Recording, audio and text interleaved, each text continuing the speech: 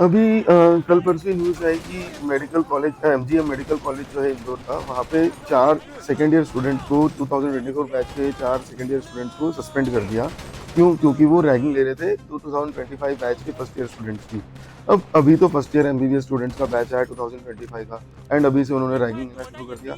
और उसके अंदर ऐसा रिपोर्ट्स के अकॉर्डिंग ऐसा है कि उसके अंदर उन्होंने क्या बोलते हैं, जो स्टूडेंट्स थे, जो उनका बैचमेट था वो उनको लेके गया सीनियर्स के यहाँ पे। वो सीनियर्स के यहाँ पे लेके गया उनको, एंड देन उन्होंने क्या किया, वहाँ पे उनको सिगरेट पिलाई जबरदस्ती, उनको दारू पिलाई जबरदस्ती, एंड देन उसके बाद उनके साथ गाली गलौज की, उनको गालियाँ दी, एंड देन 3 घंटे तक उनको रोक के रखा और जाने नहीं दिया। देन स्टूडेंट्स डरे सहमे थे, उन्होंने यूजीसी यूनिवर्सिटी ग्रांट्स कमीशन की एंटी रैगिंग हेल्पलाइन के अंदर कंप्लेंट करी। एंड जब उन्होंने कंप्लेंट करी वहाँ पे, तब उसके बाद क्या बोलते हैं, जो यूजीसी है वो एक्टिव हुई, एंड देन उन्होंने डीन को एक लेटर लिखा, डीन को बताया, तो देन डीन एक्टिव हुआ। एंड देन उसके बाद जो 4 स्टूडेंट्स थे उनको 1 महीने के लिए सस्पेंड कर दिया गया। बट आप ये सोचिए कि अभी तो फर्स्ट ईयर में एमबीबीएस स्टूडेंट्स आए हैं, एंड देन उनकी रैगिंग, वो भी इस गंदे तरीके से रैगिंग ली है। एंड वो स्टूडेंट्स अभी भी कॉलेज में जाने से डर रहे हैं, क्लासेस अटेंड करने से डर रहे हैं, क्योंकि उनको ये डर है कि कहीं कहीं पे भी जाएंगे तो ये प्रॉब्लम्स हो जाएगी और ऐसा हो जाएगा।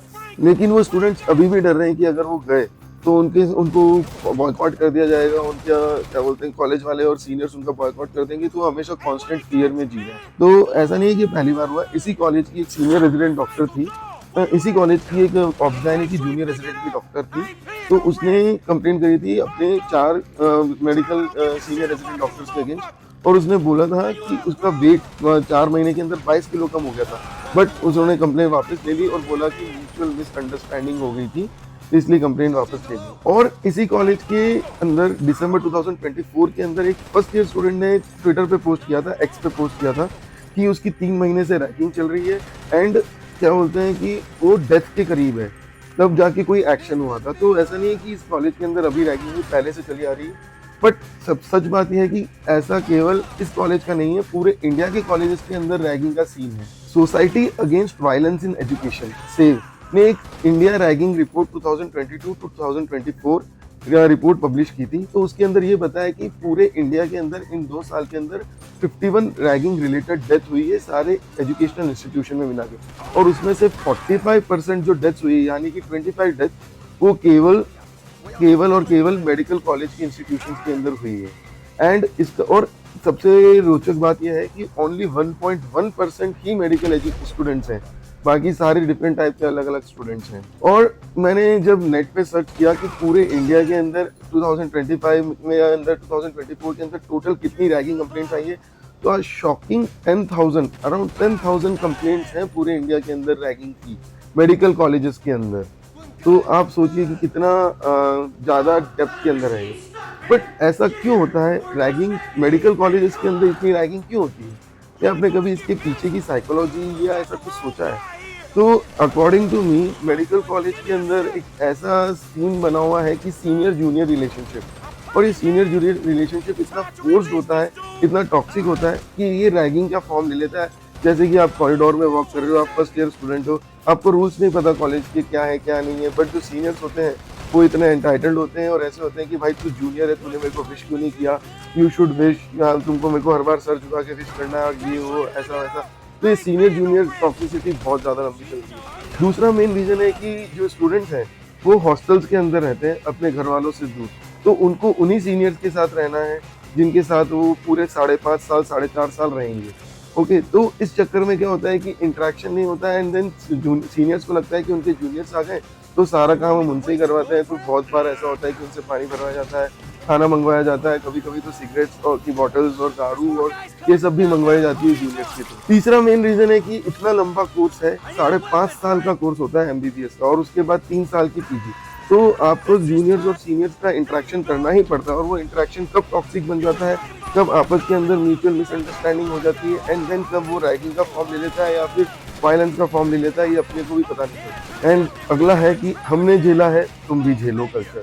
ये मेडिकल कॉलेजेस के अंदर बहुत ज़्यादा है, ये रेजिडेंसी के अंदर टॉक्सिसिटी के अंदर भी है कि भाई हमने तो इतना काम किया, तुम भी काम करो, हमने तो ऐसा ऐसा झेला था तो तुमको भी झेलना पड़ेगा। तो ये वाला कल्चर बहुत ज़्यादा अफेक्ट करता है मेडिकल कॉलेजेस के अंदर की रैगिंग को। एंड कुछ सीनियर्स तो इस रैगिंग को डिफेंड करते हैं कि ये तो पर्सनालिटी डेवलपमेंट प्रोग्राम है, ये रैगिंग थोड़ी है, ये तो पर्सनालिटी डेवलपमेंट प्रोग्राम है। जब ये स्टूडेंट्स बाहर जाएंगे, जब तुम डॉक्टर बन के बाहर जाओगे, जब कोई पेशेंट तुम्हारे साथ बदतमीजी करेगा तब तुम क्या करोगे? तो तुम यहीं से सीख के जाओ, और तुमको दुनिया में डील करना आना चाहिए। हम तो तुम्हारी पर्सनालिटी डेवलप कर रहे हैं, तुम्हारी रैगिंग थोड़ी दे रहे हैं। अब भाई ये बताओ, सिगरेट पिला के, दारू पिला के, गंदी गंदी गालियाँ दिलवा के कौन सी पर्सनालिटी डेवलपमेंट हो रही है? अगर तुमको पर्सनालिटी डेवलपमेंट करनी है तो उनकी क्लासेस लो, उनके लेक्चर्स लो, उनको पढ़ाओ, उनको सिखाओ, उनको बताओ कैसे बिहेव करना है, कैसे नहीं करना है। ये कॉलेज के अंदर तुम दारू पिला के, सिगरेट पिला के, वो भी जबरदस्ती बिना किसी मतलब के, तुम कौन सा पर्सनालिटी डेवलपमेंट प्रोग्राम कर रहे हो? ऐसा नहीं है कि 2013 में जब मैंने एमबीबीएस में गया था तब मेरे साथ रैगिंग नहीं हुई थी, हमारे साथ भी रैगिंग हुई थी, तब तो बहुत ज़्यादा रैगिंग चलती थी। अभी वाली तो कुछ भी रैगिंग नहीं है। हमको तो याद है जो हमारे सीनियर्स थे, 11 बैच के, 12 बैच के सीनियर्स थे, वो हमको ऑडी के यहाँ पे लाइन में बुला के हमको लाइन से खड़ा करते थे और पूरे शाम को 3, 4, 5 घंटे सब खड़े रहते, पर उसके अंदर मज़ा आता था। उसमें कोई वायलेंस यूज़ नहीं करते थे, वे उसके अंदर एक इंटरेक्शन होता था, प्रॉपर इंटरेक्शन होता था। बट हम भी जिनको आना था उन्हीं को बुलाया जाता था जो आना चाहते हैं, बाकी ऐसा कोई ज़बरदस्ती नहीं थी कि आपको आना पड़ेगा। तो हम एक साथ गाने गाते थे, उसके बाद क्या बोलते हैं, कुछ ना कुछ डिफरेंट एक्ट्स करते थे, और तो और ये सब रैगिंग होती थी। बट कभी कभी एक बार मेरे साथ हुआ है कि बहुत गंदा इंसिडेंट हुआ है। एक बार एक सीनियर थे 11 बैच के या 10 बैच के, तो उन्होंने मेरे को बुला लिया था पूरी रात, हॉस्टल के अंदर 4-5 घंटे खड़े रखा, क्योंकि मैंने शायद कुछ तो बोल दिया था, पता नहीं। तो उन्होंने पूरा खड़े रखा, देन लड़कियों के बारे में पूछा, देन उल्टी सीधी मतलब पर्सनल बातें और ये सब चीज़ें पूछने लगे, तो दैट वाज डिस्टर्बिंग। तो ऐसा ऐसा हुआ था मेरे साथ। एंड दूसरी जगह एक मेडिकल ड्रेस होती है कि जिसमें पूरा न्यूड होना पड़ता है, ये एक मेडिकल कोर्स है। देन मेडिकल आईडी, कॉन्डम रखना पड़ता है जेब में। तो ये सब चीज़ें चलती रहती थी कॉलेज में। बट जब मैं सेकेंड ईयर में आया तब मैंने पहले दोस्त बनाए, देन उनसे पूछा कि भाई तुम इंटरेक्ट करना चाहते हो या नहीं करना चाहते हो। देन वी स्टार्टेड इंटरेक्टिंग, और अभी भी वो मेरे अच्छे जूनियर्स हैं सारे के सारे। और ऐसा होता था कि अगर कॉलेज के अंदर आप किसी रैगिंग के बारे में कंप्लेंट कर देते हो तो आपको पूरे सीनियर्स, जूनियर्स, आपके बैचमेट सब बॉयकॉट कर देते हैं। लाइक आपको किसी पार्टी में नहीं बुलाते, किसी इनवाइट नहीं करते, किसी चीज़ में आपको सपोर्ट नहीं करते। तो ये बहुत ही ज़्यादा हायरार्की वाला सिस्टम चल जाता है कॉलेजेस के अंदर, मेडिकल कॉलेजेस के अंदर।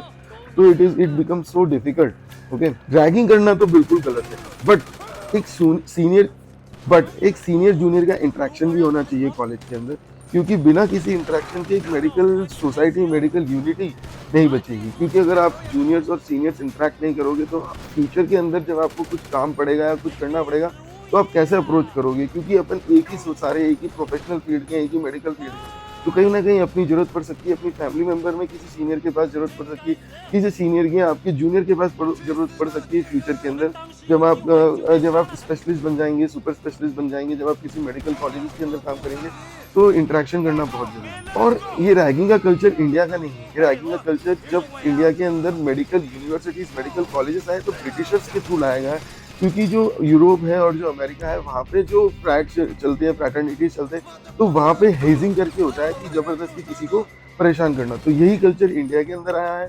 एंड देन धीरे धीरे जब 80s 90s के अंदर ये कल्चर बढ़ता गया, तब जाके 2012 के अंदर एक अंकुर कचरू का केस हुआ था। अगर आप वो केस पढ़ेंगे तो बहुत ही हीनियस था। उसने सुसाइड कर लिया था, उसको इतना मारा था कि उसकी डेथ हो गई थी रैगिंग के टाइम पे, क्योंकि वो दारू के चक्कर में था। तो उसके बाद से फिर एंटी रैगिंग गाइडलाइंस आई, एनएमसी ने गाइडलाइंस बनाए, पोर्टल बनाया एंटी रैगिंग कंप्लेंट्स का, और ये सब हुआ। तो अब ये कल्चर क्यों चला आता था? क्योंकि पहले जूनियर सीनियर के, जब जूनियर्स आते थे तो सीनियर्स ही गाइड करते थे, सीनियर्स उनको बुक देते थे, सीनियर्स उनको हॉस्टल में रूम देते थे, सीनियर्स उनको बताते कि कैसे पढ़ना है, क्या पढ़ना है। जब भी कोई डाउट आता था तो सीनियर्स के पास जाते थे, और गाइड के लिए भी सीनियर के पास जाते थे। बट अब ऐसा नहीं है। आज के ज़माने में सारी चीज़ें ऑनलाइन अवेलेबल है, सब कुछ ऑनलाइन अवेलेबल है। उसके बाद आपको ऐसा कुछ क्या बोलते हैं, किसी सीनियर्स की ज़रूरत नहीं पड़ती, क्योंकि सारा इमोशनल सपोर्ट हो गया, बुक्स हो गई, क्या बोलते हैं, ये सब आप ऑनलाइन पढ़ सकते हैं। तो अब ऐसा नहीं रहा कि अब सीनियर्स की नीड है तो आप उनकी इज्जत नहीं करें। बट ऐसा भी नहीं है कि वो सीनियर है इसलिए आप उनकी इज्जत करें। Respect them as your big brother. कैसे आप अपने बड़े भाई के साथ रहते हैं, वैसे आप अपने छोटे भाई के साथ रहते हैं। और मैं सीनियर्स को भी यही कहना चाहूँगा कि आप जूनियर्स को जूनियर्स की तरह मत ट्रीट करें, आप उनको ऐसे ट्रीट करें जैसे कि वो आपके छोटे भाई हैं। तो इससे क्या होगा कि एक मेडिकल के अंदर हेल्दी होगा, क्योंकि ऑलरेडी मेडिकल जो एजुकेशन है वो इतनी स्ट्रेसफुल होती है, और उसमें भी अगर आप ये स्ट्रेस और ये लड़ाई वगैरह ऐड करते रहेंगे तो ये बहुत ही गलत जाता है। और देन जब ये बात बाहर निकलती है तो सोसाइटी के लिए डॉक्टर्स का एक बहुत ही ज़्यादा पर्सपेक्टिव चेंज हो जाता है। और ऐसा करना, फिर वो सोचते हैं कि जब ये डॉक्टर्स खुद ही डॉक्टर्स के सीनियर्स के लिए एम्पैथी नहीं रखते तो पेशेंट्स के लिए क्या एम्पैथी रखेंगे। तो मेरा तो यही बस कहना है कि रैगिंग नहीं करनी चाहिए, but you can do healthy interaction. आप उनके स्टडी सेशंस लो, ग्रुप स्टडी सेशंस लो, घूमो फिरो, साथ में ट्रिप प्लान करो, उसके बाद खाओ पियो मजे करो। बट डोंट डू दिस कि जूनियर है तो ये फिर वो काम करना पड़ेगा, सीनियर है तो हम आपका काम करेंगे। Not like that. Be like your little brother. आप कैसे लिटिल ब्रदर को ट्रीट करते हो, जब उसको प्रॉब्लम्स हो, जब उसको हेल्थ में प्रॉब्लम्स हो, जब बीमार हो तो उसकी हेल्प करो, वो भी आपको एक अच्छा बॉन्ड बनेगा और ये फ्यूचर के लिए रहेगा। तो आप ऐसे ही मुझे फॉलो करते रहिए और ऐसे ही मेडिकल रिलेटेड नॉलेज के लिए प्लीज़ फॉलो करते रहिए। Thank you.